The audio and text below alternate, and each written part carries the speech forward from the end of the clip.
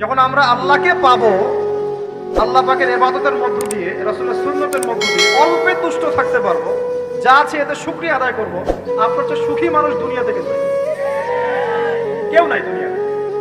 কিন্তু বস্তুবাদিতা আপনাকে এই আকীদা ও আদর্শ থেকে সম্পূর্ণ ডিমোটিভেট করে দেবে। আপনাকে খালি চাই চাই আরো চাই, ওই যে দু হাতে যাবো হাত পেতে নাও, বাকির খাতা শূন্য থাকার। আমাদের দর্শন দু হাতে যাবো হাত পেতে নাও না, বরং দুনিয়াতে যতটুকু পাও এতটুকুতে সন্তুষ্ট থাকো, বাকির খাতা শূন্য থাক না, বাকির খাতা পূর্ণ হোক। মানে পরকালটা বাকির খাতা না, পরকালের বাকির খাতাটা পূর্ণ হোক, প্রয়োজনে দুনিয়ার সব চলে যায় যাক। মাহফিল অ্যাপ, একজন মুসলিম হিসেবে মাহফিল অ্যাপ ব্যবহার করা আমাদের ঈমানী দায়িত্ব। প্রয়োজনে দুনিয়ার সব যদি চলেও যায় যাক, তারপরে বাকির খাতা কি হোক? পূর্ণ হোক। এটাই আল্লাহ রাব্বুল আলামিন সূরা আ'লার মধ্যে বলছেন, বাল তুসিরুনাল হায়াতাদ দুনিয়া, তোমরা এই দুনিয়ার জীবনটাকেই প্রাধান্য দিয়ে থাকো। ওয়াল আখিরাতু খায়রুন ওয়া আবকা, কিন্তু আখিরাত হচ্ছে সবচেয়ে উত্তম এবং চিরস্থায়ী। প্রিয় ভাই এবং বোনেরা যারা আলোচনা শুনছেন, আজকে আমাদের প্রথম সবক হওয়া উচিত দুনিয়ার নেশায় আমরা না পড়ি। আল্লাহ পাক আমাদেরকে তৌফিক দান। এর মানে এই না আমরা দুনিয়ার প্রোগ্রেসে যাব না, অবশ্যই যাব, আমরা অবশ্যই যাব। পুরো নেশন জাতিগতভাবেই আমাদেরকে এই ওয়ার্ল্ডের সমকক্ষ তো হতে হবে, হবে কি না? আমরা কি ওয়ার্ল্ডের সমকক্ষ হতে পেরেছি? আপনাদের কি মনে হয় মিলস, ইন্ডাস্ট্রিজ, ফ্যাক্টরিজ, সেতু, ফ্লাইওভার এইগুলো করলেই মনে হয় যে ওয়ার্ল্ডের সমকক্ষ হওয়া যায়? প্রত্যেক জনগণ ভিতর থেকে সুখী কিনা, তাদের অন্ন, বস্ত্র, চিকিৎসা, শিক্ষা, বাসস্থান, এই যে মৌলিক চাহিদা, বেকারত্ব ঘোচানো, তিন বেলা খাওয়া খেয়ে পরে বাঁচা, জীবনের অধিকার, জীবনের অধিকার, সিকিউরিটি, এই জিনিসগুলো আমাদের নিশ্চিত হচ্ছে কিনা, এটা হচ্ছে আপনার উন্নতির মানদণ্ড। উন্নতির মানদণ্ড কি? আমরা এখন যেখানে আছি না, 1776 সালে অ্যাডাম স্মিথ তার চেয়ে আগের জায়গায় ছিল। 1776 সালে অ্যাডাম স্মিথ একটা বই লিখেছেন, তার নাম হচ্ছে যে দ্য ওয়েলথ অফ নেশন, এই কিভাবে একটা রাষ্ট্রের ওয়েলথ ফাংশন করে। ওই 1776 সালে তিনি যে চিন্তাগুলো করেছেন, এখন পর্যন্ত আমরা সেই চিন্তা বাস্তবায়ন করতে পারি নাই। 1776 সালের চিন্তা, কিন্তু ওই চিন্তা বাস্তবায়ন করেছে পশ্চিমারা। পশ্চিমা সভ্যতা যেটা আপনি দেখছেন দাঁড়িয়ে আছে, এই একটা বইয়ের উপর দাঁড়িয়ে আছে। যেমন একটা এক্সাম্পল দিই, আলোচনাটা কঠিন হয়ে যাবে, অন্যদিকে যাব। আমরা মনে করি যে অর্থনীতি আমরা নিয়ন্ত্রণ করব, ঠিক আছে, অর্থনীতির পুরো বিষয়গুলো আমরা নিয়ন্ত্রণ করে আমরা সমৃদ্ধি নিয়ে আসবো। আসলে বিষয়টা কি জানেন? অর্থনীতির নিজের একটা ফ্লো আছে, ও নিজেই নিজেকে নিয়ন্ত্রণ করে, এবং তার উপর একটা ইনভিজিবল হ্যান্ড থাকে, অদৃশ্য হাত, যেটা আমরা বলি আল্লাহ রাব্বুল আলামিন। আল্লাহ রাব্বুল আলামিন এই পুরো অর্থনীতিকে নিয়ন্ত্রণ করে। আমরা যখন সেটাকে ইন্টারফেয়ার করতে যাব, তখন ইকোনমি কলাপস করে যাবে। এটি করছে কলাপস। আরো ব্যাপার আছে, শুধু ব্যবসা, অর্থনীতি, এক্সপোর্ট ইম্পোর্ট, এগুলোকে তিনি জাতির মানদণ্ড বলতেন না। তিনি বলতেন যতক্ষণ পর্যন্ত জাতির প্রত্যেক ব্যক্তির মধ্যে এথিক্স না আসবে, নীতি যতক্ষণ পর্যন্ত না আসবে, আপনি করাপশন থামাতে পারবেন না। তাই হয়েছে না? শুধু ব্যবসা না, আদর্শ কতটুকু আছে? এই যে আপনি দেখছেন বিভিন্ন জায়গায় ভেজাল খাবার খাওয়াচ্ছে, ওদেরকে টাকার অভাব আছে? ওদের টাকার কিন্তু অভাব নাই। নেম ফ্রেমের কোনো ঘাটতি আছে? এস্টাবলিশড বিজনেস, তাহলে কেন আপনাকে ভেজাল খাওয়াবে? কারণ তার মধ্যে এথিক্স নাই, নীতি নাই।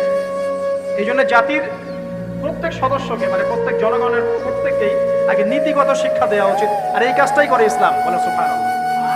এই এথিক্স এবং নীতি শেখায় কে? ইসলাম। ইসলামের চেয়ে সার্বজনীনভাবে এবং যুগোপযোগীভাবে কেউ এথিক্স শেখাতে পারবে না।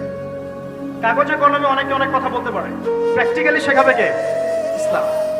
এখন বলতে পারেন তাহলে মুসলিমদের মধ্যে দুর্নীতি কেন, মুসলিমদের মধ্যে কেন এই সমস্যাগুলো হয়? উত্তর একটাই, ওই যে স্যার বলে গেলেন, আমি বিভিন্ন ওয়াজে যে এক এক জায়গায় এক এক কথা বলে। উত্তরটা কি? উত্তরটা হচ্ছে যে কোরআন এবং সুন্নাহর সঠিক যে শিক্ষাটা আছে, এই শিক্ষাটা আমরা অনেকেই বাস্তবায়ন করতে পারছি। এটা আমাদের ব্যর্থতা। এটা কাদের ব্যর্থতা? এটা আমাদের ব্যর্থতা। এখানে আমাদের ব্যক্তি স্বার্থ থাকতে পারে, এখানে আমার জ্ঞানের স্বল্পতা থাকতে পারে, আমার ভিতরে অহংকার থাকতে পারে, বা আমি অল্প শিক্ষিত হতে পারি, এবং এমন হতে পারে আমার জ্ঞানটা যুগোপযোগী না। ইসলামিক জ্ঞান আমার মধ্যে আছে, কিন্তু কিভাবে এই জ্ঞান দিয়ে ওয়ার্ল্ডকে ডিল করবো, এই জ্ঞানটা আমার মধ্যে নাই।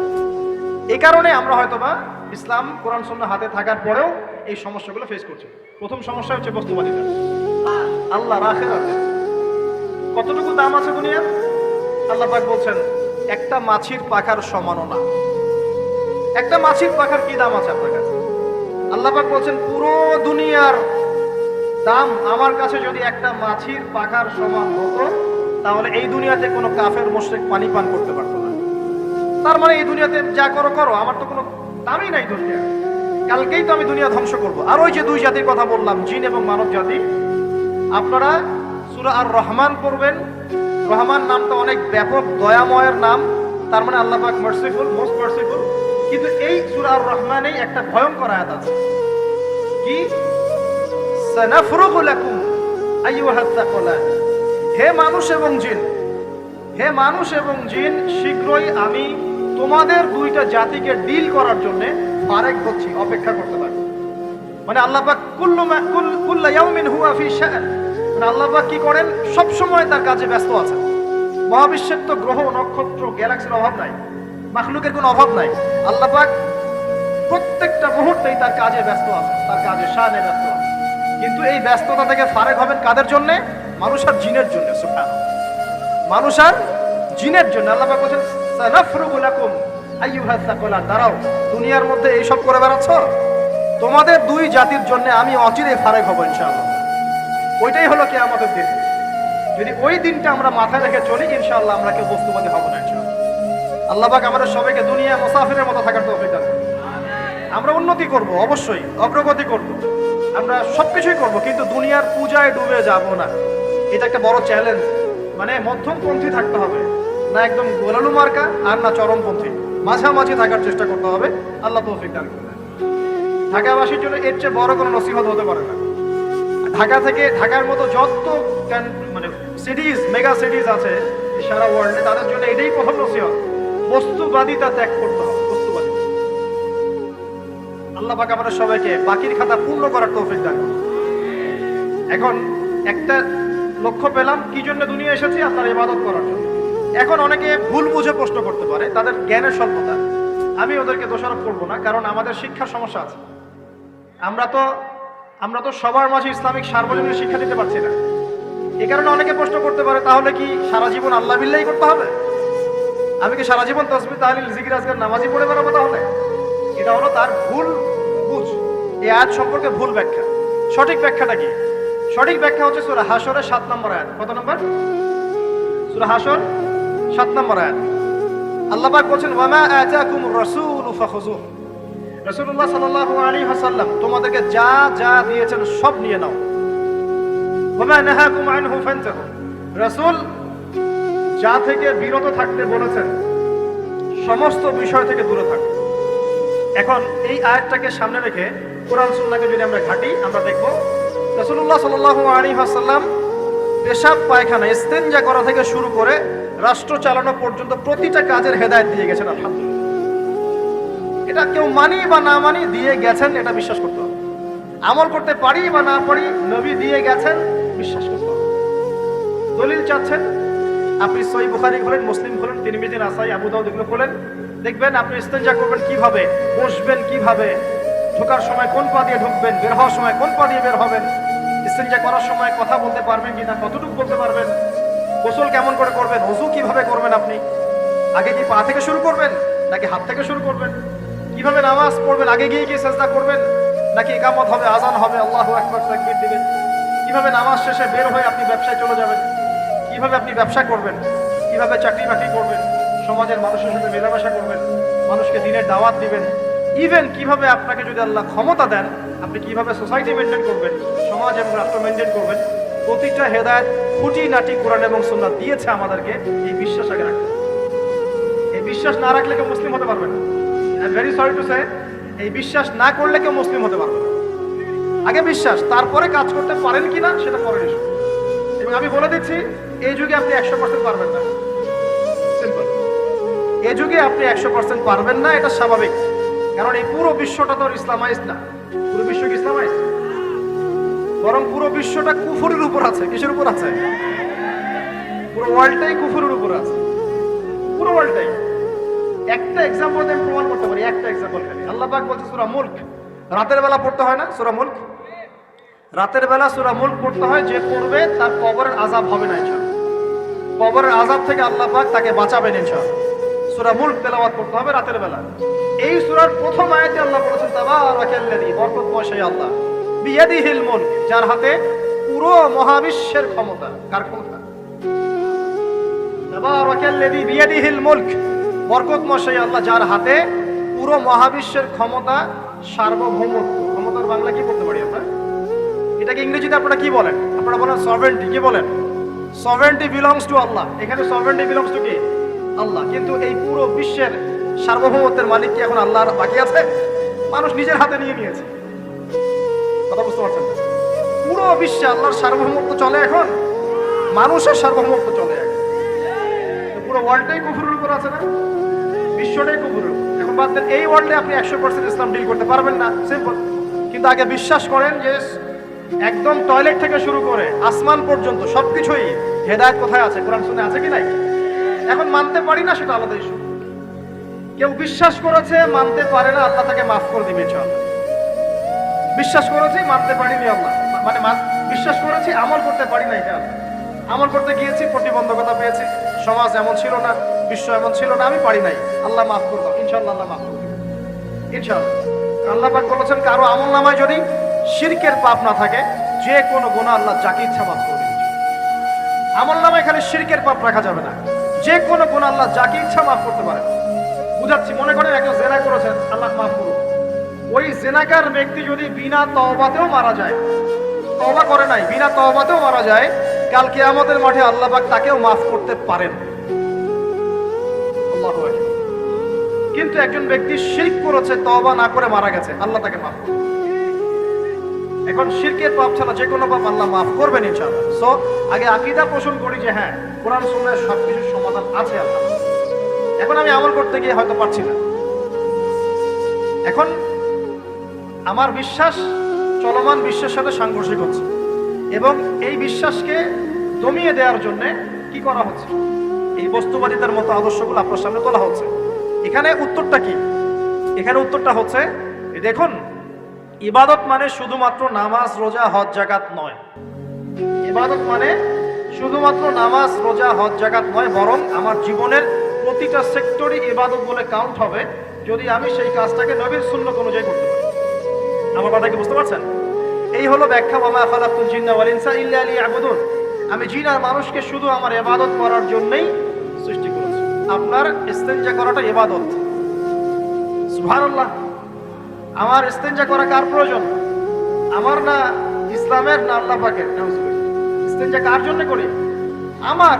আমার প্রয়োজন। আমাকে এখন ইস্তেনজা করতে হবে, কষ্ট দিচ্ছে আমাকে। খাবার খাবেন, কার জন্য খাচ্ছেন? আমার জন্য নয় কি? আমার জন্য। আপনি ব্যবসা করছেন, কার জন্য? আমার জন্য, আমার স্ত্রী সন্তান, আমার পরিবারের জন্য। আপনি সমাজ চালাচ্ছেন কার জন্য? আপনার জনগণের জন্য। এখানে স্বার্থ কার? মানুষের না আল্লাহ? আমার স্বার্থ, আমার স্বার্থে আমি এই সব কাজগুলো করব, নবীর সুন্নাহ অনুযায়ী করব, তাহলে দুনিয়াবি কাজগুলোতেও আল্লাহ পাক নেকি দিয়ে দিবেন। কেমন দুনিয়াবি কাজ? স্ত্রী সহবাস করা, স্ত্রীর সাথে ভালোবাসা, প্রণয় বিনিময় করা। আপনি স্ত্রীর দিকে তাকিয়েছেন, নেকি হয়েছে। স্ত্রীর হাতটা ধরেছেন, নেকি হয়েছে। স্ত্রীকে আদর করেছেন, নেকি হয়েছে। তার মুখের মধ্যে ভাত তুলে দিয়েছেন, নেকি হয়েছে। আপনার ছেলেকে আদর করে কোলে নিয়েছেন, নেকি হয়েছে। মা ছেলেকে দুধ পান করাচ্ছে, নেকি হচ্ছে। আপনি ভাইকে 5টা টাকা দিয়ে সহযোগিতা করলেন, নেকি হচ্ছে। একজন এসে বসতে পারছে না, জায়গা ছেড়ে দিলেন, নেকি হচ্ছে। ইভেন রাস্তায় হাঁটছেন, এক মুসলিম ভাইয়ের সাথে সাক্ষাৎ হলো, সালাম দিলেন, মুচকি হাসি দিলেন, নেকি হয়ে গেল। তাহলে আমরা কিভাবে বলতে পারি যে ইসলাম কি শুধু নামাজ, রোজা, হজ, যাকাতকেই স্বীকৃতি দেয়, এগুলো করতেই দুনিয়াতে আসছি, নাকি সব কাজই ইবাদত? আমার আলোচনা কি কঠিন হয়ে যাচ্ছে? আমাদের জীবনের প্রতিটা কাজই ইবাদত, যদি সেটা রাসূল সাল্লাল্লাহু আলাইহি ওয়াসাল্লামের সুন্নাহ মতো করা হয়। 3টা জিনিস খেয়াল রাখতে হবে। কয়টা জিনিস ভাই? এক, সেই ইবাদত হতে হবে আল্লাহর সন্তুষ্টির জন্য। এই যে আমি স্ত্রীর মুখে ভাত তুলে দিচ্ছি, তার কাছ থেকে কিছু পাওয়ার আশায় নয়, আমি দিচ্ছি আল্লাহর সন্তুষ্টি। আমি যে একজন মুসলিম ভাইকে হাসি মুখে সাক্ষাৎ করলাম, ও আমাকে ভালো বলবে, পরে আমাকে হেল্প করবে, এমন এই জন্য নয়, আল্লাহ পাক সন্তুষ্ট হবেন তাই। আমি নামাজে দাঁড়িয়েছি, লোকে আমাকে ভালো বলবে, এই জন্য দাঁড়াই নাই, দাঁড়িয়েছি কেন? যাতে আল্লাহ আমাকে কালকে আমাদের মাঠে বাঁচান। আমি দাড়ি ছেড়ে দিয়েছি কেন? মানুষ আমাকে হুজুর বলবে তাই, এই জন্য না। বরং আল্লাহ রাসূলের সুন্নাত জীবিত করেছি, ইনশাআল্লাহ আমি 50 জন শহীদ সাহাবীর নেকি পাবো ইনশাআল্লাহ। কেন আমি টাকুর নিচে কাপড় পরছি না? কারণ কি মানুষ আমাকে বলবে নতুন ফ্যাশন? না, আমি এই কারণে পড়ছি যাতে রাসূল সাল্লাল্লাহু আলাইহি ওয়াসাল্লাম কালকে আমাদের মাঠে এই সুন্নাহর উপর আমল করার জন্য আমার পক্ষে সুপারিশ করেন। আমার ইবাদত, আমার পর্দা, আমার পরিবার, আমার ব্যবসা, আমার অর্থনীতি, আমার পলিটিক্স সবকিছু আল্লাহর জন্য করব, এই একটা হলো মূলনীতি ইবাদত কবুল হওয়ার। এক। দুই, সেই আমলটা হতে হবে রাসূলের সুন্নাহ মোতাবেক, অন্য কোনো পদ্ধতিতে নয়। মনে করেন আমি একজন খুব বড় বুজুর্গ হয়ে গেছি, নাউজুবিল্লাহ। আমরা এত বড় বুজুর্গ হয়ে যাই নাই, যে টাইটেলগুলো আপনারা দেন এগুলোর কোনো প্রয়োজনও নাই। এখন একজন বড় বুজুর্গ এসে যদি আপনাকে কোনো ইবাদতের পদ্ধতি শিখিয়ে দেয়, এই পদ্ধতিতে ইবাদত করো, অনেক ভালো হবে, কিন্তু ওই পদ্ধতির সাথে রাসূলের এবং সাহাবীদের পদ্ধতির কোনো মিল নাই।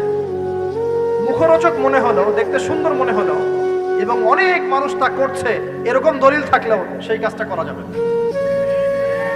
কারণ কি? কারণ সেই কাজটা রাসূল সাল্লাল্লাহু আলাইহি ওয়াসাল্লামের সুন্নাহ মাফিক হয়নি। আল্লাহ রাসূল করেন নাই, সাহাবীরা করেন নাই, বাস আমি করব না। ইমামরাও করেন নাই, পরবর্তী জেনারেশনে কেউই করেন নাই। এখন যত ভালো টাটকা মজা লাগুক, দেখতে সুন্দর লাগুক, বহু মানুষ করছে, এইসব দলিলে ইসলাম টিকবে না। আল্লাহ পাক বোঝার তৌফিক দান করুন। এক নম্বর শর্ত আল্লাহর সন্তুষ্টির জন্য হতে হবে। দুই নম্বর রাসূলের পদ্ধতিতে হতে হবে। তিন নম্বর খুব ডিফিকাল্ট, তিন নম্বরটা বেশি ডিফিকাল্ট। প্রথম দুইটা পার হয়ে গেলেও তিন নম্বরে গিয়ে আমরা আটকে যাচ্ছি। আর বুঝবো, রাগ করবেন না তো? তিন নম্বর হচ্ছে রিজিক হালাল হতে হবে। রিজিক হালাল হতে হবে। পশ্চিমার আদলে গড়া এই পুরো বিশ্বের বেশিরভাগ মানুষের রিজিক এখন হারাম। কেন হারাম? কারণ কোনো না কোনো ভাবে আমরা সুদের সাথে সম্পৃক্ত হয়ে যাচ্ছি, কোনো না কোনো ভাবে।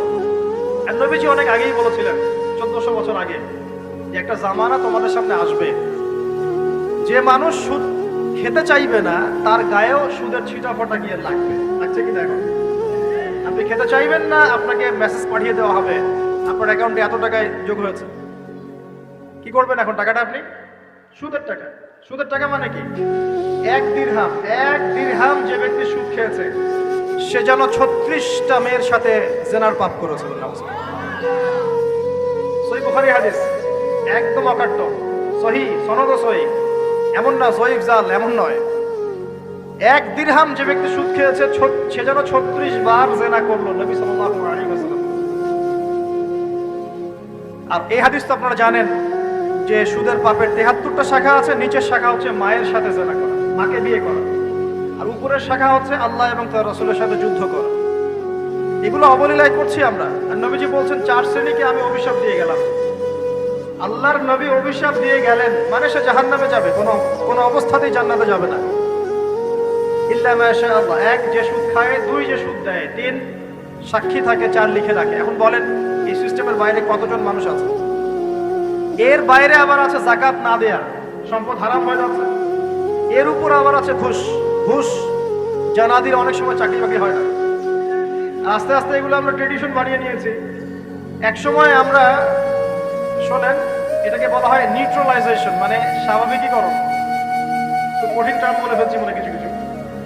যেমন আগে ধর্ষণ হলে আমরা খুবই সোচ্চার ছিলাম এবং সারা এলাকা ফেটে যেত, এত বড় কথা।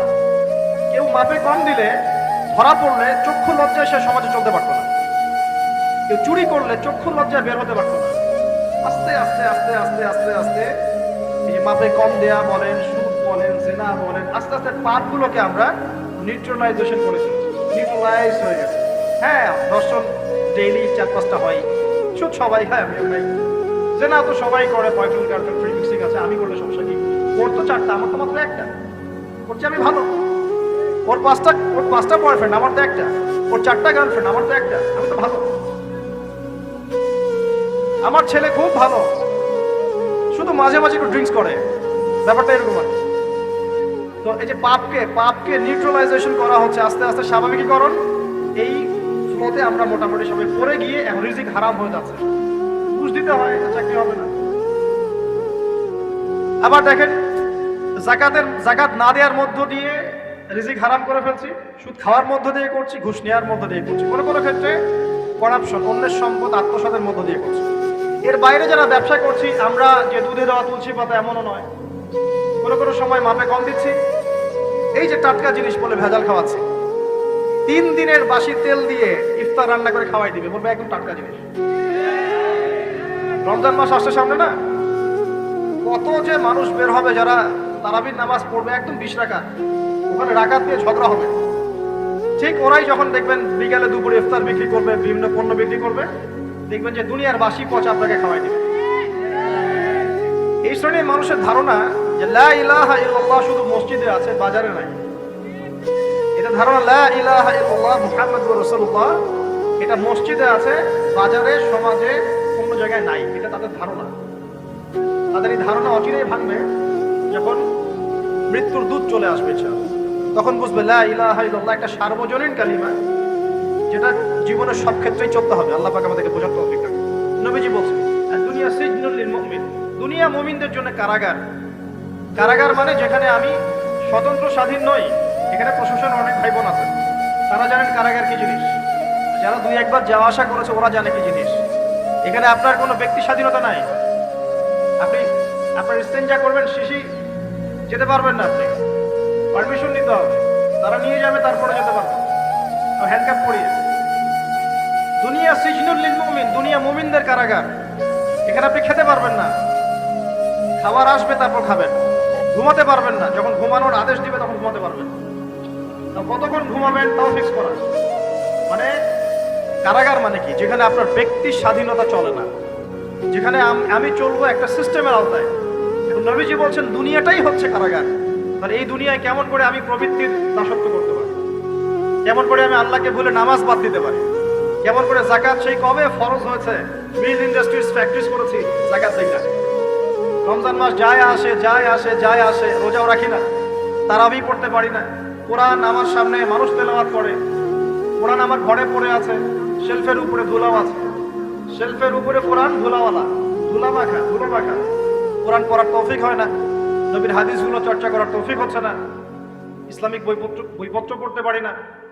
এই কারাগারের জীবনে বসি আমি একটা মেয়ের পিছনে দৌড়াচ্ছি, মাদক খাচ্ছি, জেনা করছি, কোনো সময় ধর্ষণ করছি, কোনো সময় সুদ খাচ্ছি, ঘুষ খাচ্ছি, দুর্নীতি করছি, এই কারাগারের জীবনে বসে, যেখানে আমার কোনো ব্যক্তি স্বাধীনতা নাই।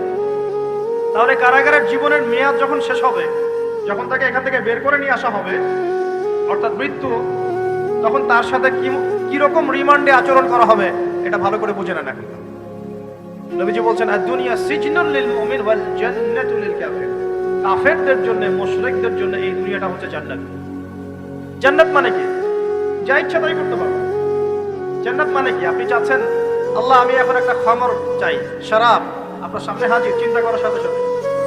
জান্নাত মানে কি? আল্লাহ আমি আপনাকে দেখতে চাই, আল্লাহকে আপনি দেখতে পারবেন। জান্নাত মানে কি? আপনি মধুর নহর, দুধের নহর, পানির নহর, শরাবের নহর, হুরুন ঈন চতুর্দিকে ঘোরাফেরা করছে। একজন নিম্নমানের জান্নাতি, মানে সবচেয়ে শেষের দিকে যারা জান্নাতে যাবে, তাদের সাথেই 2 জন করে হুরুন ঈন, আহাল পরিবার তো আছেই, জেলমান পানপাত তুমি চারপাশে ঘোরাফেরা করো। জান্নাত মানে কি? যেখানে যা ইচ্ছা তাই করা যাবে, বলার কেউ নাই, বাধা দেওয়ার কেউ নাই, সেখানে কোনো মৃত্যু নাই, সেখানে কোনো অহেতুক কথাবার্তাও নাই, কোনো গাল গল্প নাই, কোনো মিথ্যা নাই, কষ্টের ক্লেশ মাত্র নাই, থুতু ফেলতে হবে না। জান্নাত মানে থুতু ফেলতে হবে না।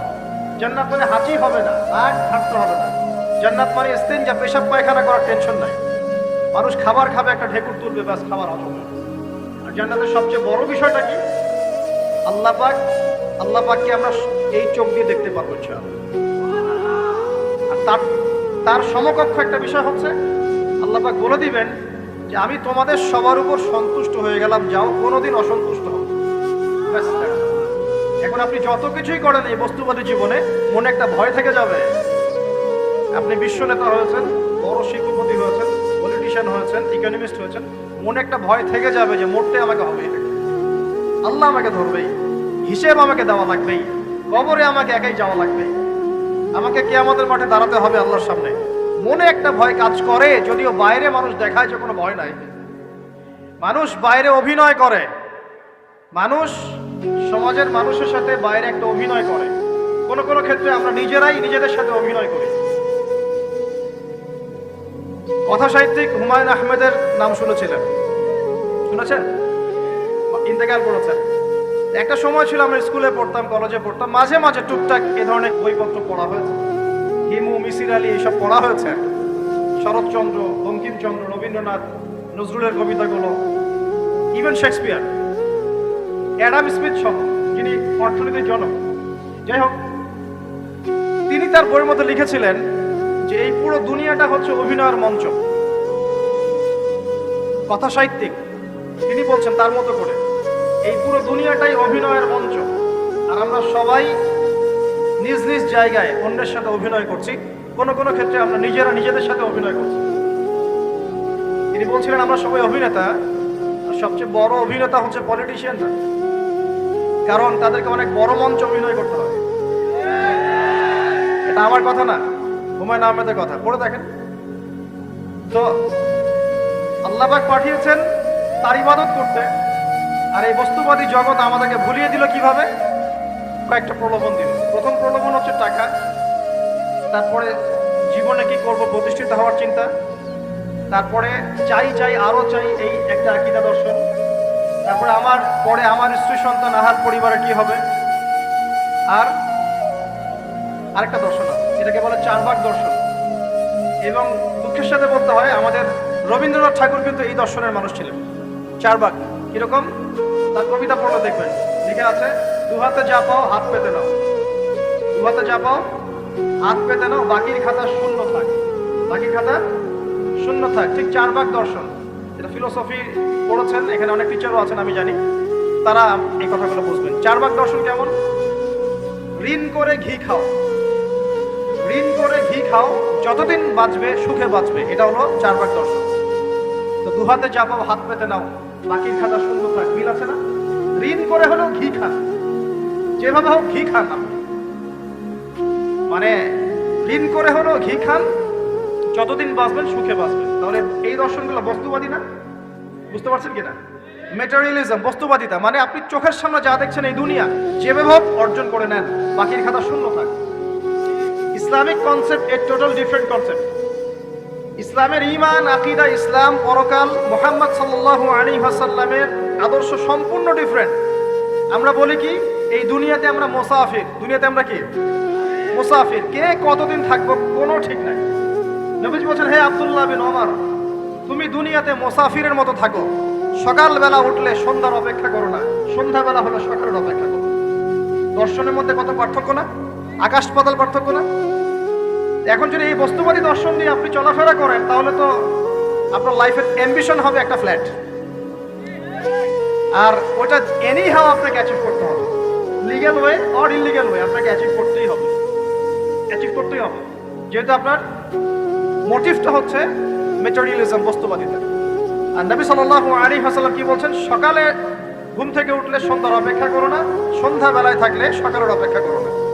তুমি দুনিয়াতে মুসাফিরের মতো থাকো, তোমার যতটুকুতে দুনিয়া চলে যায় এতটুকুতে সন্তুষ্ট থাকো। নবীজি আরো বলছেন, তুমি কখনো উপরের দিকে চোখ দিয়ে হেঁটো না, রাস্তায় যখন হাঁটবে উপরের দিকে দেখো না, লা তানজুরু ইলা মান হুয়া আসফালা মিনকুম। আবার বলছি, নবীজি বলছেন তোমরা হাঁটবে যখন, রাস্তায় চলাফেরা করবে, তোমাদের উপরের দিকে দেখবে না, তোমাদের উপরে কারা আছে, অলওয়েজ দেখবা তোমাদের নিচে কারা আছে, তোমাদের চেয়ে খারাপ কারা আছে। এক ভাইকে আপনি দেখবেন আপনি সুস্থ, তার হাত নাই। আরেক ভাইকে দেখবেন আপনি সুস্থ, তার চোখ নাই। এক ভাইয়ের পা প্যারালাইজড হয়ে গেছে, এক ভাইয়ের বডি প্যারালাইজড, একজন হার্টের রোগী, একজন ডায়াবেটিসের রোগী, আপনি সুস্থ আছেন, অথচ ওই ব্যক্তির অনেক টাকা পয়সা আছে, আপনার নাই। এখানে কে ধনী বলেন দেখি, আপনি না সে? আপনার সুস্থতা আছে। আরেক ভাইয়ের অনেক বড় বড় ফ্ল্যাটস, কিন্তু আপনার এতটুকু নাই, ছোট্ট একটা বাসা। আপনার কষ্ট লাগে, আমারও যদি এমন হতো। ওই বাসায় গিয়ে দেখলেন যে ইন্টারনালি সে ব্যক্তি সুখে নাই, তার পরিবারে অশান্তি, তার পরিবারে হৃদ্যতা, ভালোবাসার বন্ধন নাই। আপনার পরিবারে আছে। একটা রিক্সাওয়ালা সারাদিন রিক্সা চালিয়ে 500-1000 টাকা আর্ন করে বাসায় চলে গেল, গিয়ে বাসা আলু ভর্তা, ডিম ভাজা, ডাল দিয়ে ভাত খাচ্ছে, সুখে আছে দিব্যি, বউয়ের সাথে গল্প করছে, চাঁদ দেখছে। আর সেই তো কবে আপনি ওয়াইফ কিনে চাঁদ দেখেছেন, ঠিক তাই আপনি টাকা অর্জন করার নেশায় বছরের পর বছর স্ত্রী থেকে দূরে আছে, দেখারই সৌভাগ্য হয় না।